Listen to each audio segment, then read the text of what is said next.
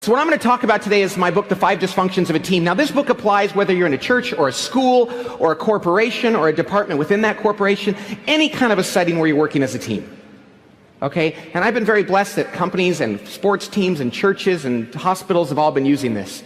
So we're going to talk about teams. Okay? And my books are fiction. Most of my books are. But today I'm not going to tell you fiction stories that you'll find in my book. I'm going to tell you real stories. And so we're just going to go through this. I don't have a ton of time, and I have a lot of good material to cover, so we're going to try to go fast. Okay, so let's talk about the 5 dysfunctions of a team. The first dysfunction of a team is the absence of trust. So I just told you that this stuff is simple. You're hearing this. If you're hearing it for the first time, you're thinking, no duh. Did this guy just say, if you want to build a team, you have to trust each other? Yeah, it's so obvious, isn't it? And I realize that, and it is. But there's something about trust. Most people think about trust in a different way than I'm talking about it. See, most people think of trust as predictive trust, which means you and I have known each other long enough now to where if I say something, you'll be able to predict my behavior. Or if we're in a meeting or at a team and you do something, I know what I can expect from you because we can predict one another's behavior. That's predictive trust. And any group of people that's known each other for a long period of time can have predictive trust, but that's not the kind of trust that makes a team great. The kind of trust that makes a team great is what I call vulnerability-based trust. Vulnerability-based trust. That's the kind of trust that comes about when human beings on a team can and will genuinely say things to one another like, I don't know the answer, I need help, I think I really messed this up, you are much smarter than I am, can you teach me how to be like you, or I'm sorry, what I said yesterday was totally out of line, and I apologize. When human beings can be that emotionally buck naked, if you will, with each other, not pretending to be something they're not, when they can be that vulnerable, it changes the dynamics on a team completely.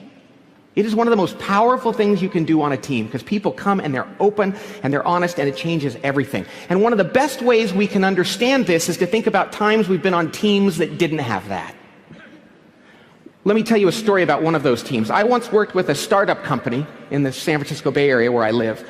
And it was a startup technology company, but it wasn't your typical garage startup. It was a startup on steroids, if you will.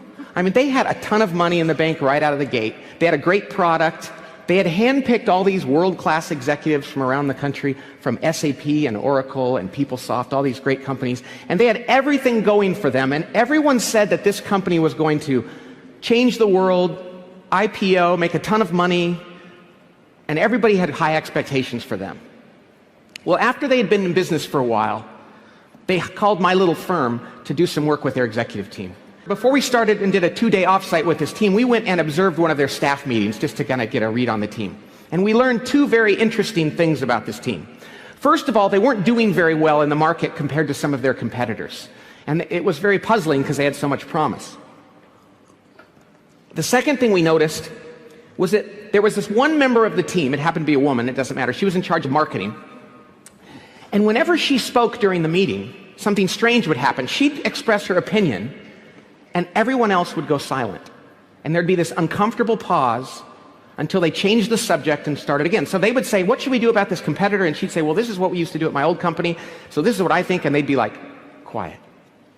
Total momentum killer until they changed the subject. And I said, why do you do that? What's going on there? And they said, because every time we disagree with her or have a different opinion, she never acknowledges that we might be right. She always insists that she's correct and defends herself. And we finally just decided, why bother? Why bother? So we thought that was interesting. A couple weeks later, we went and did a 2-day off-site meeting with that executive team. So we went off-site, and during the first day of that meeting, we talked about trust and vulnerability, but we also talked about strategy and tactics in the company and what they were doing in their business.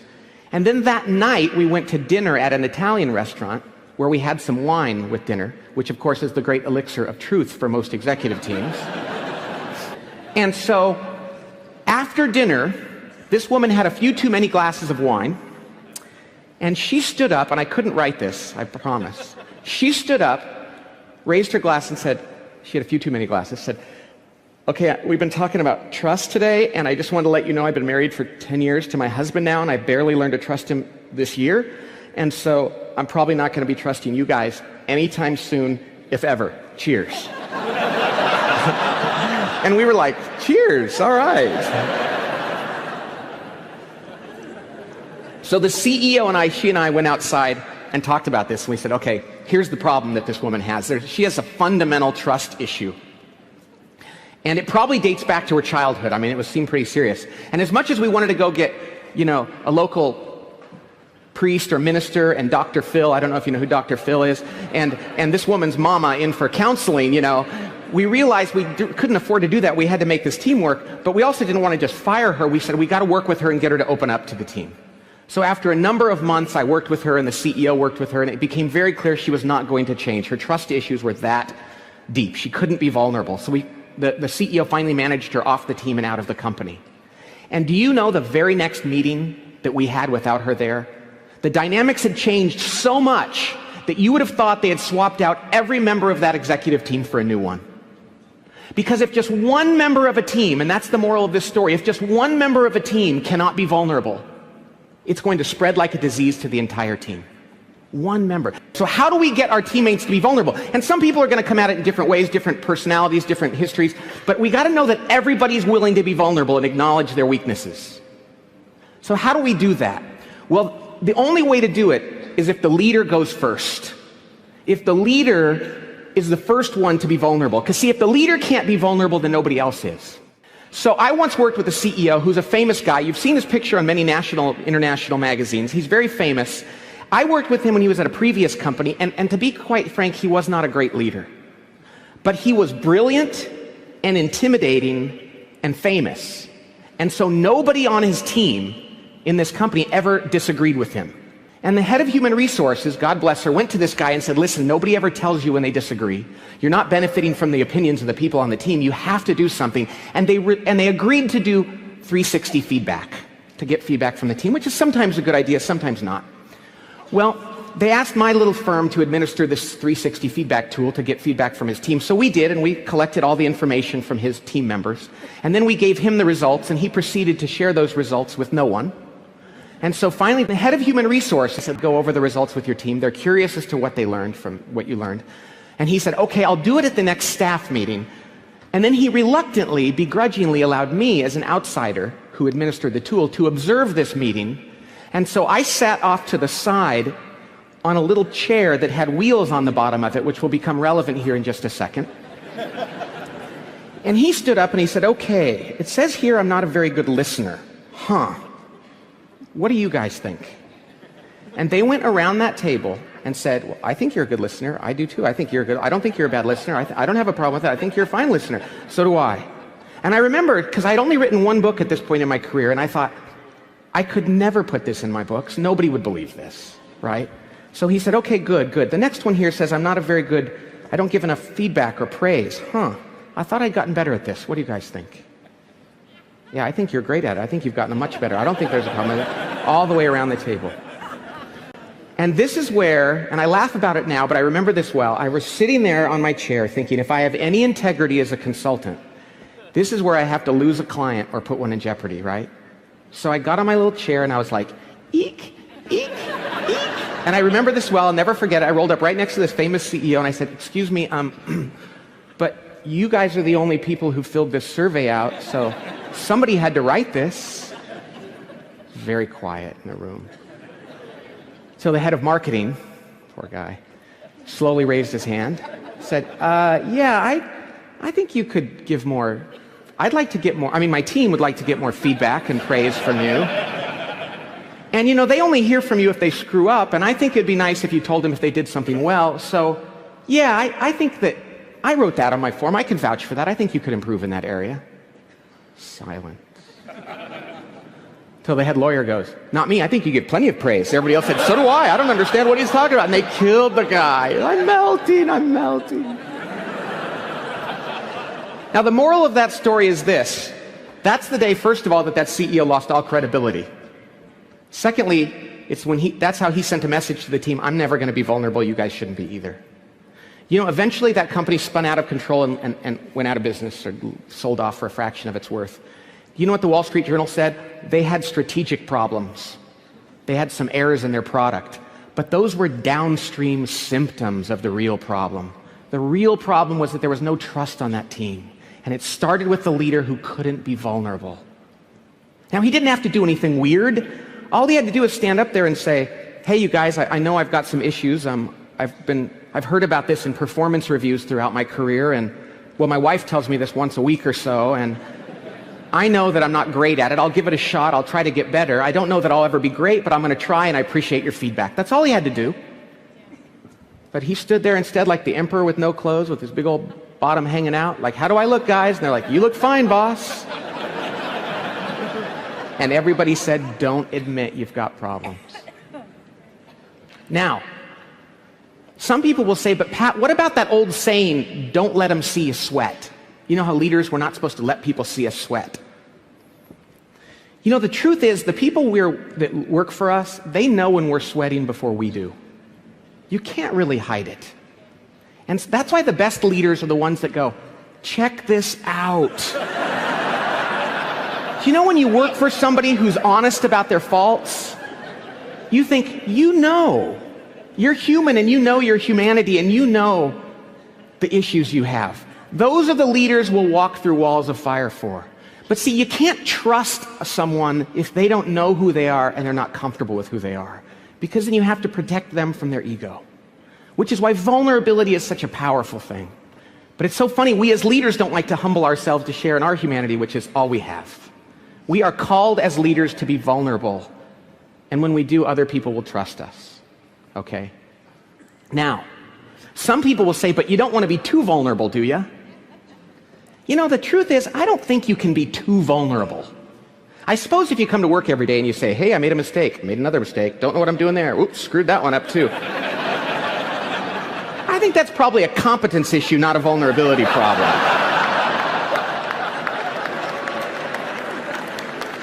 The truth is, whatever our issues are, we got to be out there with our team. Because that's the only way they're going to trust us, the only way we're going to inspire them to do the same with one another.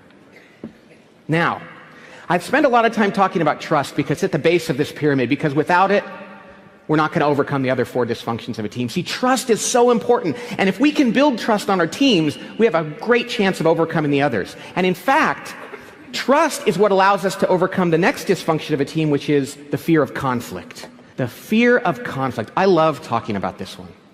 See, the thing is, on teams, conflict is a good thing. Conflict, even in meetings, it is. Conflict is a good thing. Now, I'm not talking about mean-spirited interpersonal conflict. I'm talking about productive, ideological conflict around issues. I have an idea, what should we do? But see, without trust, without vulnerability-based trust, conflict becomes politics. I'm trying to manipulate you to win. But with trust, conflict is nothing but the pursuit of truth or the best possible answer. When we trust one another, we know that if we're debating something, even passionately, then we know it's because we're just trying to do the right thing. And that's a good thing. Now, but before we go further, I want to say this. Conflict is going to look different from culture to culture, company to company, family to family, person to person, and that's okay. If anybody here done work in Japan? I'm sure there's somebody. Show of hands. So if you've done work in Japan, you know, if you were to go to Japan and you were to sit at a table with a group of Japanese executives, and one of them were to say, I have an idea, this is what I think we should do, and the other executives didn't like his idea, what would they do? Yes, they would nod their head and they say, hi, yes, hi. That means I don't like your idea. Now, if they hated the idea, if they loathed the idea, you know what they would do? They'd go like this, hi, yes, hi. Hi, yes. They'd suck through their teeth. If you're at a meeting with a Japanese executive and he or she sucks through their teeth, well, I want you to picture an Italian doing a certain gesture with their arms, but it's the same thing.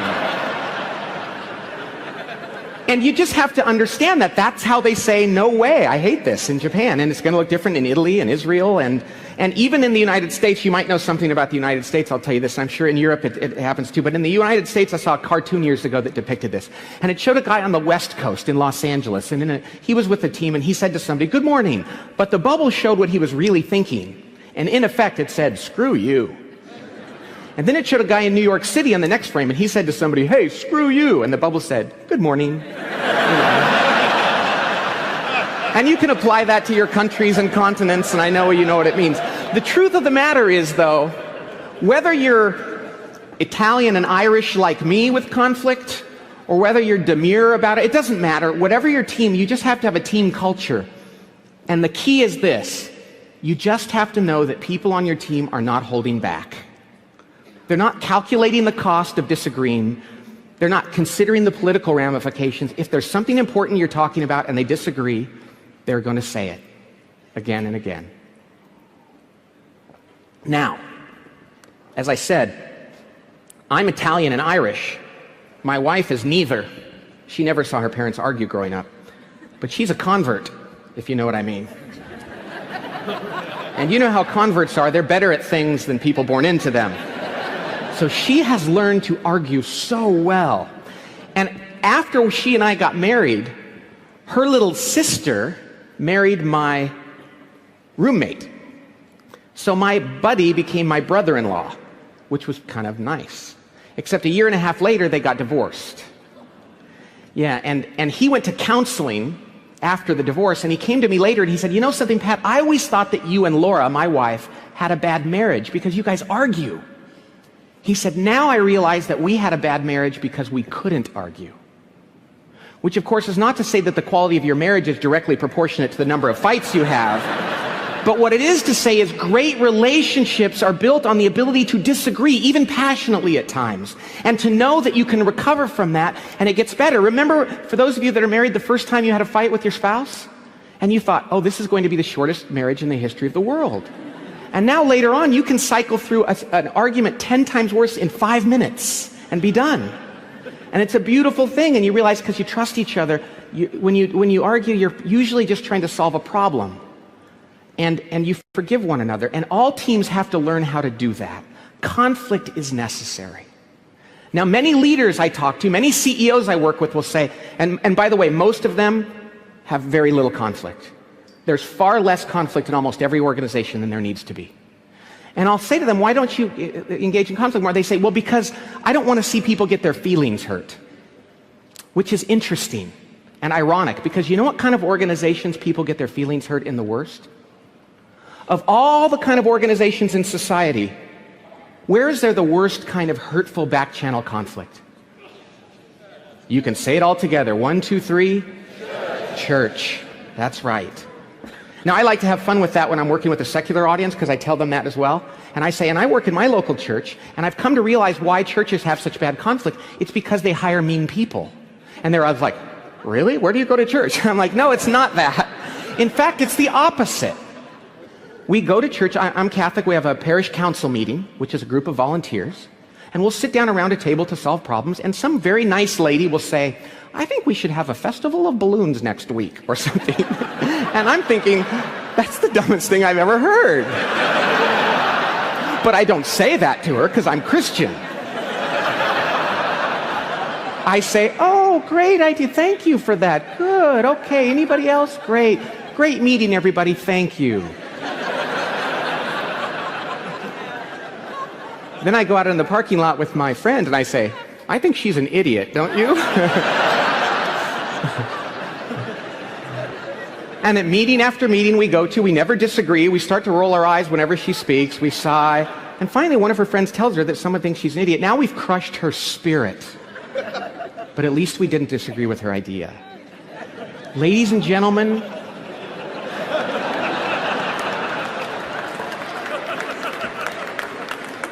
when we fail to disagree with people around ideas and issues, it ferments into conflict around them as a person. It builds up and it comes out in a hurtful way. When we think we're preserving the relationship by not disagreeing, we are actually dooming that relationship to failure in a hurtful way later. We owe it to one another to disagree.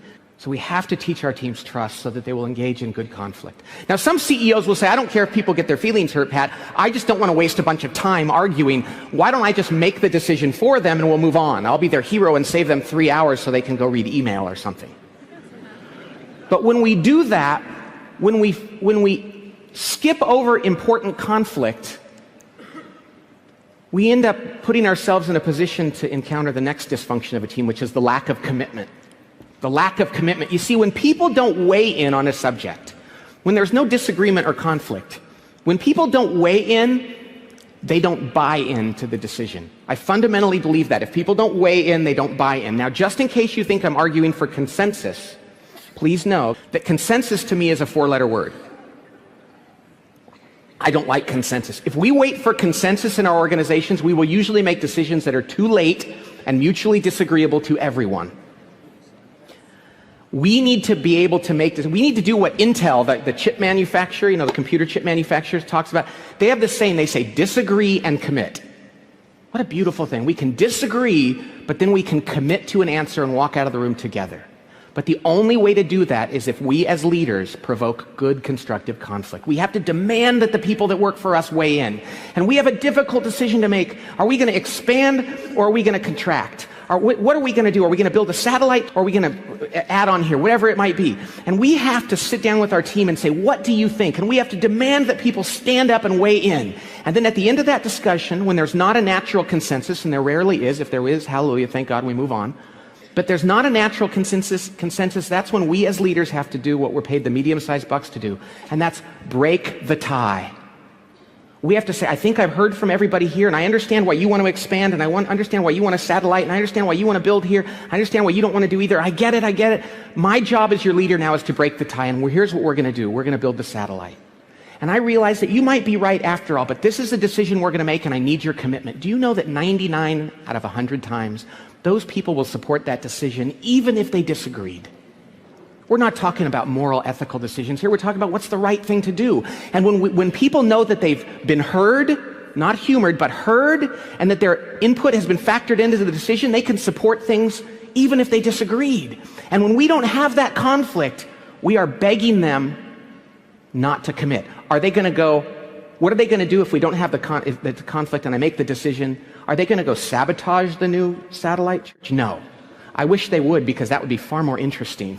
But that only happens on TV and in the movies. In real life, what happens is far more boring and more dangerous.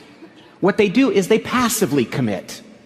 They nod their head and smile at the meeting, and then they go back to their department or their office and they say, I don't know if this is a good idea. And they tell people, yeah, I'm not sure this is a good idea. And then when they see an issue, they alligator arm things. They're like, oh, let me help you with that. Oh, no? Oh, okay. Or they see a train wreck about to happen, and instead of jumping out there and going, wait, they step back and they go, watch this. And then the leader calls them back and says, what's going on? And they said, well, I never really thought it was the right idea in the first place. Ooh, that's painful. That's why we have to get that out on the table up front. We have to demand that people weigh in. We have to demand that conflict so that we can get real commitment. Why is it so important that we get real commitment? Well, that sounds obvious. But the real reason why, there's a practical reason, because if we don't get commitment, then we're going to have the next dysfunction at our doorstep, and that is the avoidance of accountability. This is the worst, most common problem. We have an online team assessment that teams take, and they get a scorecard back of this triangle that says green, yellow, red, which are the ones that are good or bad. And this is usually the lowest score. What happens is when people haven't committed to a decision, they're not going to have the courage to hold one another accountable for that, for the behavior that goes with it. They're not going to have the courage to hold one another accountable. Notice what I said there. I didn't say the leader holding them accountable. I said them holding one another accountable. You see, on great teams, accountability is peer-to-peer. Peer pressure in your organization is the best kind of accountability.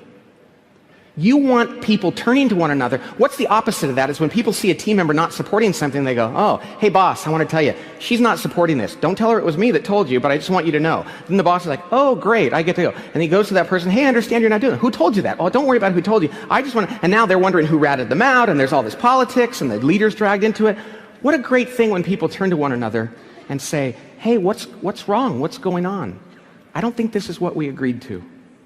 And give them the benefit of the doubt to explain what's happening, but call them on it directly.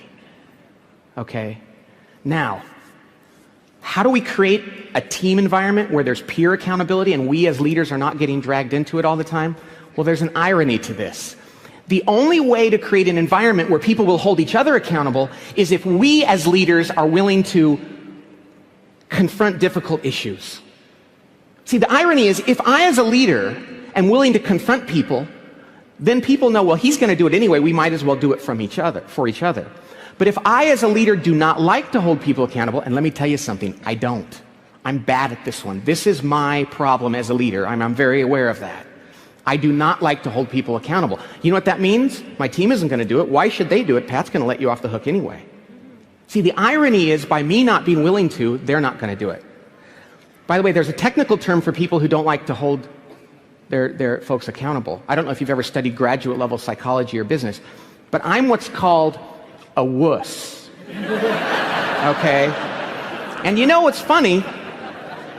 Most of the leaders I work with are also wusses. Most of them don't think so. In fact, most CEOs I work with will say, well, Pat, I don't have a problem with accountability. Let's just move right on to the next thing. And I'm like, well, that's great to know. Why do you say that, though? And they say, well, because I fire people all the time. I mean, I fired a guy just last week. Pick someone. I'll fire him right now just to prove it to you. Of course, firing someone is often the last act of cowardice, not accountability. Sometimes it's necessary. Oh, I know that. But oftentimes it's not. See, let me tell you a couple stories. I worked with a CEO once. He got hired by a big company that was kind of struggling. And they gave him the title of CEO, President, and Chief Operating Officer. He had all the big titles. A year after stabilizing this company, he went to the board of directors and he said, listen, I don't want to be the President and Chief Operating Officer anymore. I just want to be the CEO and focus on strategy and externals. I want to hire somebody to run the day-to-day operations. The board said, hey, you've earned the right to do that. Fine. So he went out looking for a new President and Chief Operating Officer. And while he was out looking, one of the members of his team, who I will call Fred started to tell his peers, I'm going to be the next president. It will be me. And I remember this, and I thought, it must be true. I mean, who would say that? Well, people did not like Fred at all on the executive team. He was not liked at all. And people were really concerned that they were going to have to work for this guy. So finally, one member of the executive team went to the CEO and said, can I ask you a question? The CEO said, sure. He said, did you know that Fred is telling everybody he's going to be the next president? And the CEO said, no, I had no idea. That's news to me. I had not heard that. And he said, okay, next question. Is he going to be the next president? The CEO said, oh, no, I would never do that. No, no, there's no chance. No. Oh, good. Okay, last question. Are you going to tell him to stop telling everybody that? Here's what the CEO said in this case verbatim, but I've heard this from many leaders over the years, the same kind of answer. The CEO said, oh, I don't have the time and the energy for that. I don't have the time and the energy for that. Now, I don't know about you, but can you imagine the CEO picking up the phone? Hey, Fred, it's the CEO. How you doing? Yeah. Hey, you're not going to be the next president. No, you're not. Yeah. You're kind of pissing me off that you're telling everybody that. Yeah, you should stop, buddy. Yeah, if you don't stop doing that, something bad's going to happen to you. Okay, have a great day. Bye-bye. Who's tired? I'm not tired. That took what, 10 seconds? I don't have the time and the energy for that. Once it happened to me directly. I was working for the CEO of a company. I was in charge of leadership development and organizational communication, right? And I had my annual budget review with his chief financial officer. And he was an old school curmudgeon-y CFO. And when we sat down to go through it, he said, Pat, before we get into your numbers, I'd like to tell you that if it were up to me, I'd fire you and your staff and put the savings to the bottom line of the company because I think what you do is silly. But I'm from California, so I thanked him for sharing. You know, I appreciated that. And then I said, Fred, I call him all Fred. I said, Fred, but these are the CEO's programs, and you don't like them. Why don't you just go have it out with him? He's your next door neighbor in this big company. And why don't you either convince him that you're right and put me out of my misery, or let him convince you that he's right and get on board? He said, I'm not going to talk to him. I don't care. And I said, then I will. Fine. Next day, I knocked on the CEO's door. I said, hey, Fred hates this stuff I'm doing for you. He doesn't, you got to talk to him about it. He goes, oh, that's just Fred. Everybody knows Fred's like that. I said, well, not everybody knows Fred, because this company was the size of this room.